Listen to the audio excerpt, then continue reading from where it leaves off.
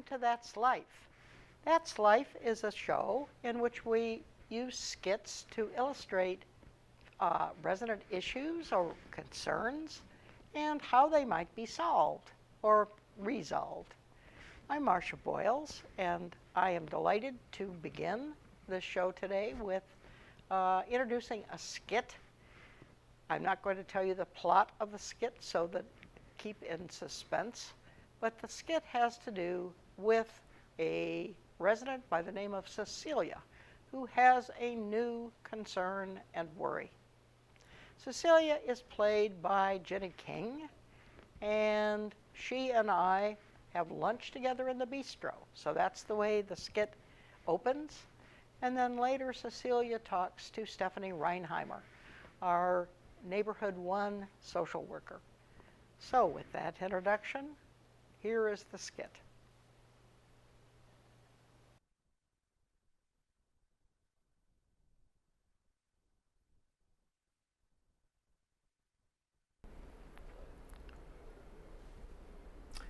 Well, Cecilia, I'm so glad we could have lunch today. I think it's been the better part of a month since we've had even a chance to chat. You know, I've had a ton of family. You probably noticed them coming and going in front of your door. Well, yes, I have noticed quite a few people. You have such a wonderful family. Oh, thank you. That's nice of you to say. Speaking of family, how is your great-grandbaby? It's Ben, isn't it? Yes, it is Ben, and he's 10 pounds now, which is wonderful since he was so tiny when he was born, being a preemie. Do you have any pictures of him? Well, my son sent some on my phone, but I can't see them. They're so small. So he's going to send me some real pictures. I know about that. You know, are you finding the news these days terribly disturbing? Did you happen to notice the headline of the Washington Post this morning? No, I don't take the Post any longer. I just found I wasn't reading it. You know, Cecilia, I've noticed that you're also not coming down to play cards like you normally did. You were such a regular when we played cards. Well, yes. They use those old faded cards. They can't see the diamonds from the hearts. It just drives me crazy. You know, you could always ask for a fresh pack of cards. Well, I don't want to call attention to myself. Cecilia, are you having some vision issues? No. Well, maybe a little, but I don't want to talk about it. Are you seeing an eye doctor, an ophthalmologist? Oh yes, I see an ophthalmologist, and I'm also going to the retina center regularly. Well, you know, Cecilia, all of us at this age and stage are having some kind of disabilities. It's certainly nothing to be ashamed of. I mean, some folks are, you know, having hearing loss, other people having walking issues. It just is not anything to be ashamed of. I know. Sometimes I realize walking down the hall, I can't recognize some people coming toward me, and they probably think I'm ignoring them. But I don't want to, you know, pay a lot of attention to this. You know, I was watching Channel 6 last week, Village in Motion, and Stephanie Reinheimer, our social worker, was on the program, and she was talking about a low vision group here at Green Spring. She heads up the low vision group, and she was talking about some of the things that the group is doing. I thought it sounded like kind of an interesting group, and she's very personable and approachable. You and I like her. I think it would be a good idea if you, you know, if you're interested, if you would talk to her. That group might be helpful. Well, you didn't happen to catch the program.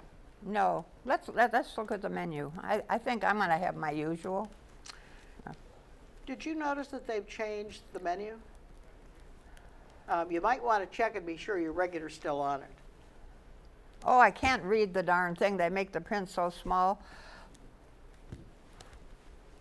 I think maybe I ought to go see Stephanie. I think that'd be a great idea. Good for you.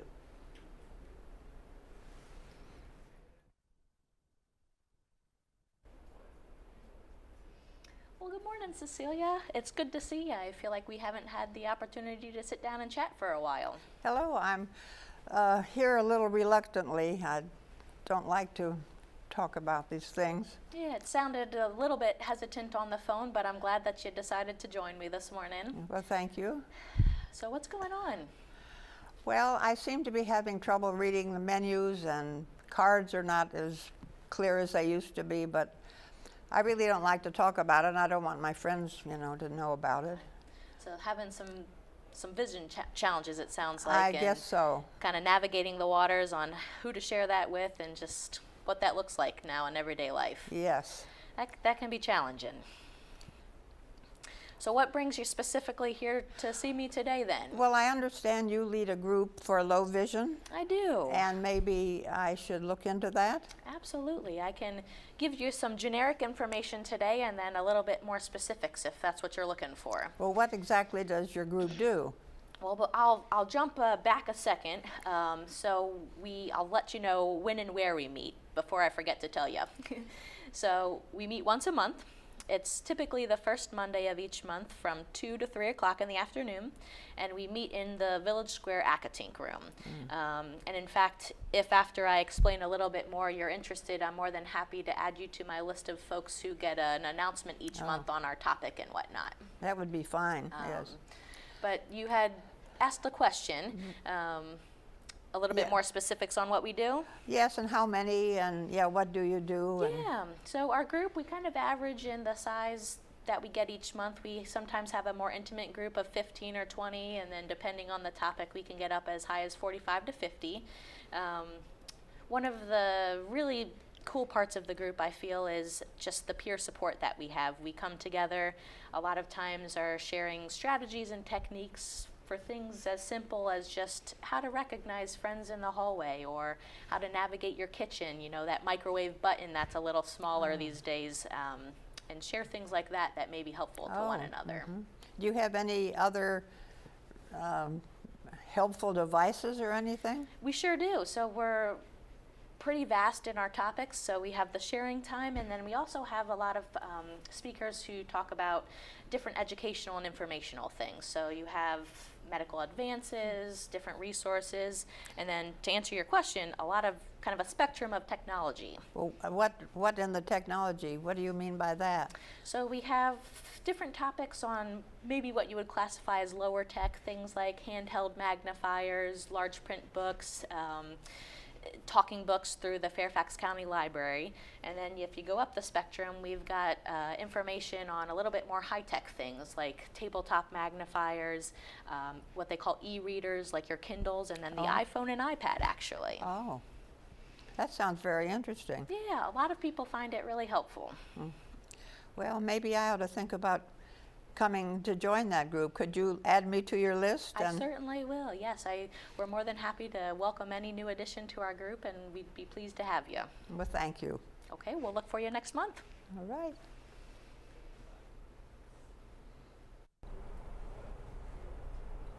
Well, welcome back. That was a very interesting skit, I thought, ladies. What did you think? Great. It was really well done. I think we would like to start this portion of the discussion and with an introduction of you. And let me tell our audience who you are, and because we're so delighted to have you here today. Thank you. Stephanie, as you know, this is Ann Cook. Ann is the practice manager at Dr. Alibai's Low Vision Center in Alexandria. Anybody with low vision is very familiar with that Low Vision Center. And you also have had low vision since you were a child, and your mother, Flo Abernathy, lives out here. That's correct. At Greenspring. Now, as we'll also get into in the discussion here, and as Stephanie and I have spent time talking to you about, you also lead a low vision group yourself in Vienna. That's correct. So we're just delighted to have you join us today. You have participated in a number of the low vision group activities out here, and have helped Stephanie and I to get speakers, and so have been a wonderful resource. Well, thank you. I'm delighted to be here. Well, Stephanie, you of course need no introduction, both as our neighborhood one social worker and also as the leader of the low vision group. Yeah. So you and I have worked together on some of the vision group activities, since I also am a participant in the low vision group. Absolutely. You know, I thought we might want to start the conversation today with both Stephanie, with both you and Ann, talking about the benefits of support groups, specifically the low vision support group. Ann, what has your experience been in terms of the benefits? Well, let me see. I think there are many benefits to having a support group. I've been chairing the Vienna Oakton support group for about 3 years. I joined a year before that when my friend was chairing it, and then she turned it over to me because she knew that it needs a lot of energy to keep something like that going. Yes. Encouragement is something that is necessary all the time. And so I co-chair it actually with a gentleman who lives in Vienna. And all of the members are pretty much low vision. Many times if they have a spouse, they bring their spouses with them. I think number one is the emotional support you get from one another, because there's no better way to feel safe in sharing the kinds of challenges you're having as with someone else who may be experiencing the same type of challenges. Absolutely. So that's number one, and having family members there is also beneficial, so they can hear, that their loved one is not alone, and that's very comforting to know that there are others that experience, because a lot of times you can feel very much alone in your challenges. So I think that's probably the biggest benefit.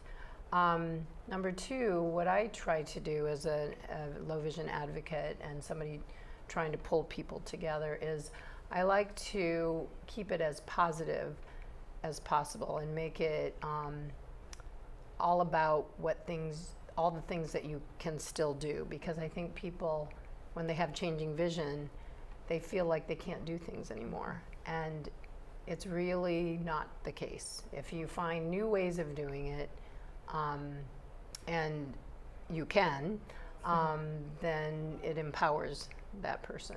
So I try to get speakers who are experts on topics that can be resources for people with low vision. For example, the Talking Books program through the National Library System, that's through the Library of Congress, is a wonderful program that Fairfax County has, and many of the counties in the surrounding areas of DC have it as well. The program in Fairfax is the one I'm most familiar with, and they're fantastic. I mean, the people who work there assist our support group in getting the word out about our meetings, and then the Talking Book program is phenomenal. They have excellent readers, so that's one resource that we often have come and talk to us. We've had... And we had that as well in our Right. low vision group. Right. In fact, last month. Last month, recently. That's right. And we've had doctors from NIH who are doing research on the new procedures coming down the pike for people with different vision impairments. And they're fantastic. I mean, we've had some amazing doctors who speak well to lay people and those who are going through vision loss. And then it's also a social bonding kind of thing. I feel like our group, because we've been meeting for so many years, they did it, they were meeting before I became a part of it, have really become like a family. And what better support can you get than people who are like family? So those are the main benefits that I see. All right. Thank you. I think that speaks to many of the same objectives, Stephanie, that now you have been leading this group for a year. Yeah. Exactly a year. I right. inherited the group when I got the position. Actually, it was a year ago this month. That's right. So, I was here for that. and I can't reiterate enough, Anne has been, as you know, Marcia, amazing resource to us Wow. in Yeah, terms of she has. connections and knowledge. My and- pleasure. And been I really- fantastic to have you. Thank you. But I agree. I think the kind of goals of our group are very similar to what you just spoke to. I mean, in our skit, we allude to Cecilia. One of the biggest things is the peer support. Like Anne mentioned, there is nothing that replaces just knowing that there's other people having the same challenges, other people who can provide hope, and that they do have the same low vision, but they've made adaptations and can still very much do I things. I think we might want to go back and just address the issue that we had talked Yeah. a little bit about before we get into the specifics of the kinds of things, Stephanie, that the group is doing. And that is the issue of grieving associated with vision loss. And Anne, you were extremely articulate about this, and again, because you've had so many years of experience with this, Right. for most folks, aging folks, this is, or for many of us at least, this is quite sudden and Right. comes on us as a surprise, let's just put it that way. And trying to deal with it. I think, when you're talking about losing abilities to drive, to, in some cases, read, see people in the hallways, that kind of thing, there are an enormous number of frustrations with it. And there really is a grieving process. We Absolutely. alluded to this with Cecilia, or Cecilia alluded to it, and do you address that in your group? We do try to do that. We do it by, actually, I just had a meeting recently where we just made it a meeting about sharing and telling and planning for what we can do going forward. And I really found that the members of our group needed to do that. They needed to share what things are challenging to them, and it was And reiterated. are your folks doing the same thing that I think a number of our folks do?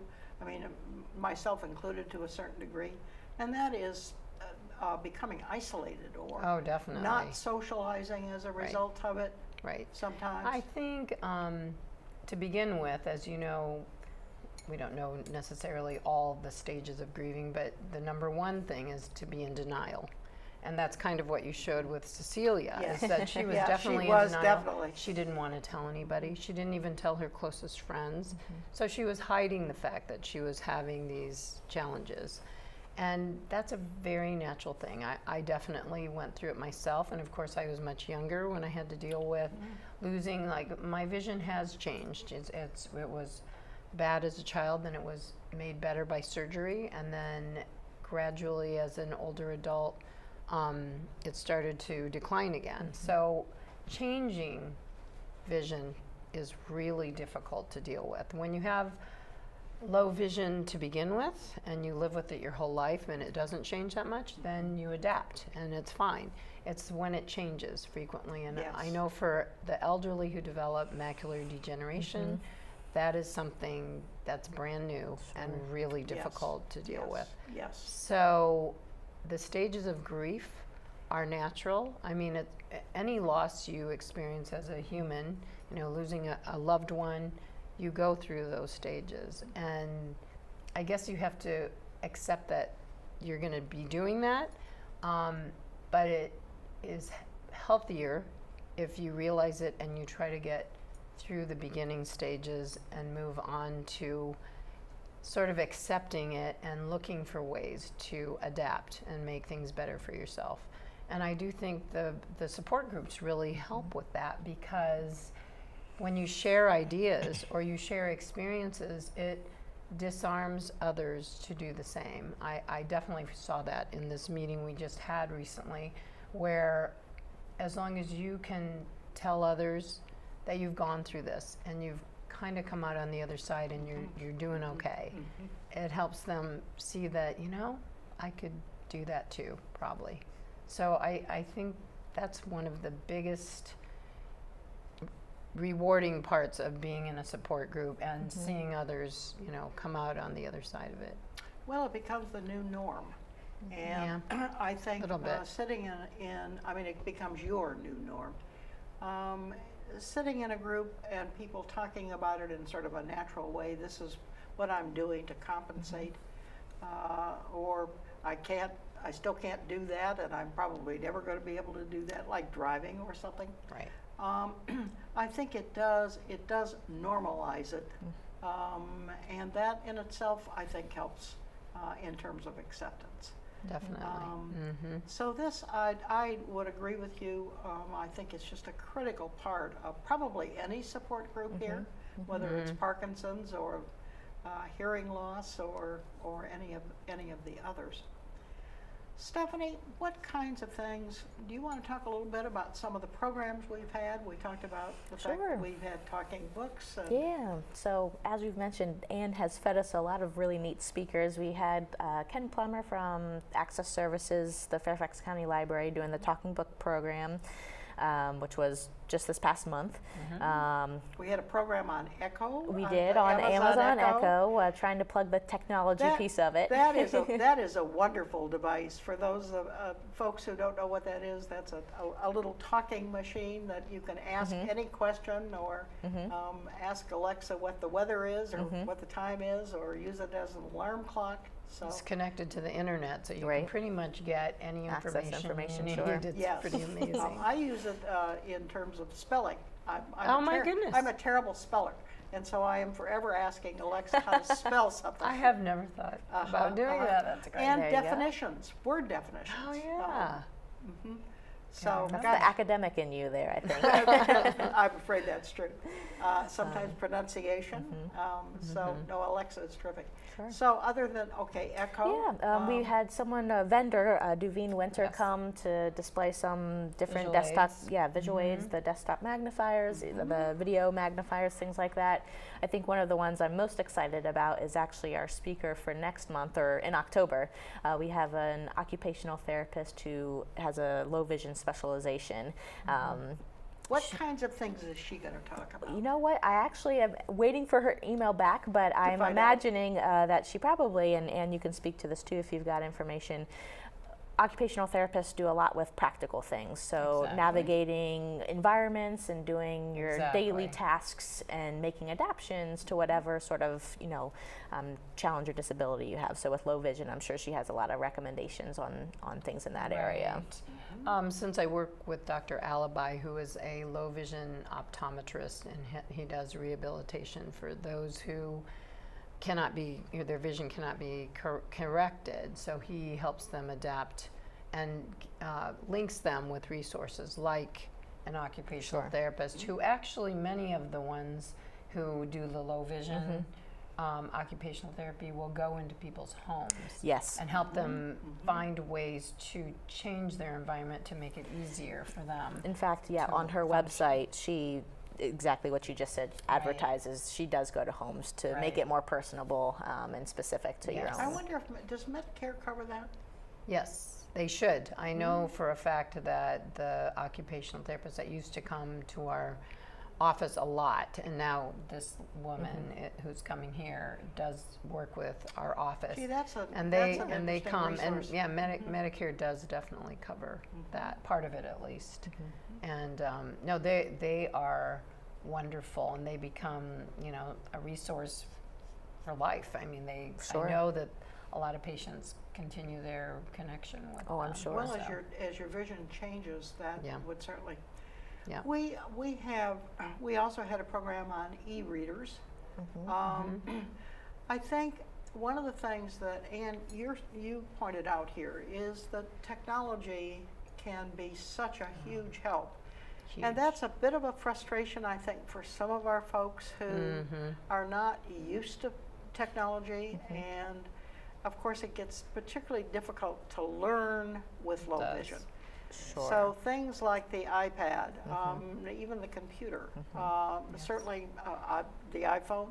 Right. There are such wonderful low vision helps on the phones and the iPads and so forth, and computers. But it does present a challenge, I think, for these generations here. And so you can't expect everyone to embrace all of those things that are out there. However, you present them, Right. and hopefully, maybe down the road they'll decide, I want to at least try. Give it a try. Exactly. So, exactly. that's all And we I can think do. often with the help of friends or grandkids Absolutely.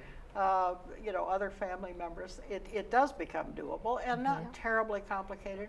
Sure. I think as the devices get more and more sophisticated, often they're easier and easier to use. Right. So we have encouraged technology, but do understand that there are some folks that probably are not going to want to use it. Well, I see we're getting down to the last few minutes here. Stephanie, where do you see our group going? Are you beginning to see the group coalesce and begin to bond together a little bit? I mean, a really neat thing, seeing how we're at the year mark since I've started, just in terms of watching the group grow. I think we have a pretty consistent group of regular folks who come, which contributes to some of the social aspect that Anne was speaking to in her group, and just, you know, growing in numbers when we have different topics. Seems like a large group of people are interested and are reaching out with questions and sharing with each other. So it's been really cool to see what the group has done thus far. You know, it really has been. When we started out, we had just a tiny number of people. And the group has quadrupled, at least in size, and beginning, people are all talking to each other, and I've noticed when the meetings are finished, people stay and talk. Definitely. Ask questions. Can I add something? Sure. Our group often does lunch, we meet in the morning. And so we have a fairly regular, smaller group of who comes to the meetings who stay after and walk down the street to go to lunch. There you go. So that's a way that the camaraderie is definitely built. The other thing we do twice a year is we have a potluck luncheon around the holidays and then also in June. And one of our members has been wonderful and has offered their home. And, you know, I'm telling you, these low vision members of our group are fabulous cooks. I know you don't all like to cook here at Green Spring, but you could even bring food in or something. It's just a matter of sharing, and it's another way of getting to know each other as people instead of just low vision people. Yeah. Because, you know, you just have to remember that there's so many aspects to every person, and when you get to know each other, you find out that they're super interesting people. Yes. So there certainly are many super interesting people here. Yes. Yeah, we have talked a bit about it, Stephanie and I, about the fact that we do want to do, and probably the holidays will be our first social occasion. That's great. So great. a large cocktail party would sound like That sounds fun. Come on over. I think I'm coming to that one. Yeah, I think you'll come to that one. Well, folks, I see that we're coming to an end here. I can't tell you how pleased Stephanie and I were, Anne, that you were willing to come and engage in this conversation. And Stephanie, you've been doing a bang-up job with that low vision group. You really have, and we as residents are very grateful to you as well. Well, I couldn't have done it and continue to can't do it without you guys. So. Well, it certainly has been a team. It's been a team effort. It is a good team, Ann. I would agree with you. And it's a wonderful group. It's a great group of residents. Well, I think with that, then, we're going to come to an end. And thanks so much for joining us today.